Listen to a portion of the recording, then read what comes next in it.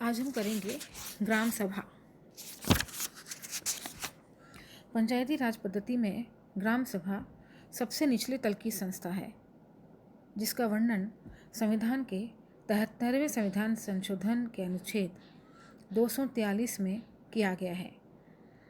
ग्राम सभा पंचायती राज का आधार है। उस गांव के रहने वाले सभी वयस्क व्यक्ति ग्राम सभा के सदस्य होते हैं। यह ग्राम सभा प्रत्यक्ष जनतंत्र का अंग है। इसको अलग अलग कार्य सौंपे गए हैं, जिसका वर्णन संविधान में किया गया है।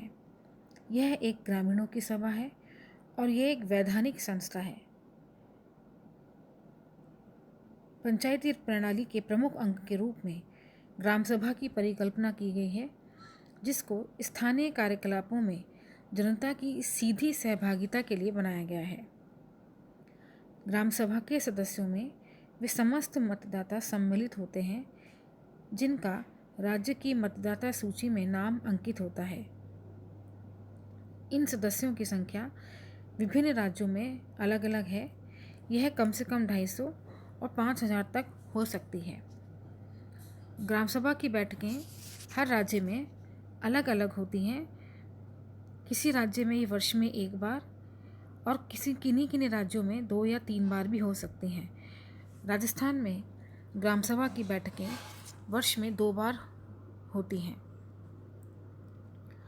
इसके द्वारा कुछ कार्य किए जाते हैं। स्थानीय शासन को सौंपे जाने वाले कार्यों की निर्देशक सूची में कुछ कार्य ग्राम सभाओं के लिए बताए गए हैं, जो इस प्रकार हैं।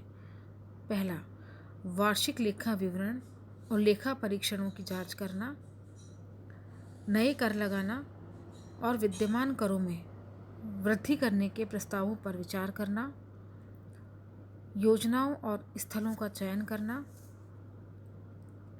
सामुदायिक कल्याण कार्यक्रमों के लिए स्वैच्छिक श्रमिकों और वस्तुओं का अंशदान जुटाना, विकास योजनाओं के क्रियान्वयन में सहायता प्रदान करना, गांवों में वयस्क शिक्षा और परिवार कल्याण के कार्यक्रम चलाना, पिछले वर्ष की लेखा परीक्षणों पर टिप्पणी करना और उन पर विचार करना, ग्राम पंचायत के लिए तैयार किए गए बजट पर विचार करना,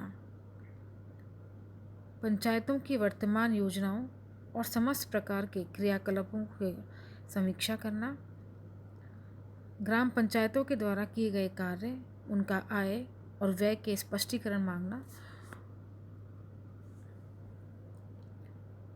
ग्राम पंचायतों की ग्राम सभा की भूमिका सहभागिता प्रक्रिया को सक्रिय करने और विकास योजनाओं को तैयार कराने के लिए अनिवार्य है। ग्राम सभा और पंचायतों में भी एक संबंध पाया जाता है। ग्राम सभा और ग्राम पंचायतों के मध्य संबंधों के प्रश्न पर मोटे तौर पर 2 मत हैं। एक मत तो यह है कि ग्राम सभा मुख्य संस्था है और ग्राम पंचायत उसकी कार्यकारिणी समिति है। दूसरा मत ये कहता है कि इन दोनों संस्थाओं को 2 अलग संस्थाओं के तौर पर कार्य करना चाहिए और एक दूसरे से स्वतंत्र रूप में रहना चाहिए। इस मत में यह त्रुटि है कि यदि ग्राम सभा में पंचायत को जो कार्यकारिणी है नियंत्रण में रखने की अगर शक्ति नहीं है, तो वो स्थानीय जनता के हितों का ध्यान नहीं रख सकती। ग्राम पंचायत ग्राम सभा के नियंत्रण में लाई जानी चाहिए, किंतु निसंदेह इससे उसकी प्रभावशीलता को हानि नहीं पहुंचने देना चाहिए। सरपंच का महत्व इसी में है। बिना टकराव बढ़ाए ग्राम सभा को प्रभावी बनाना में उसकी प्रमुख भूमिका होती है।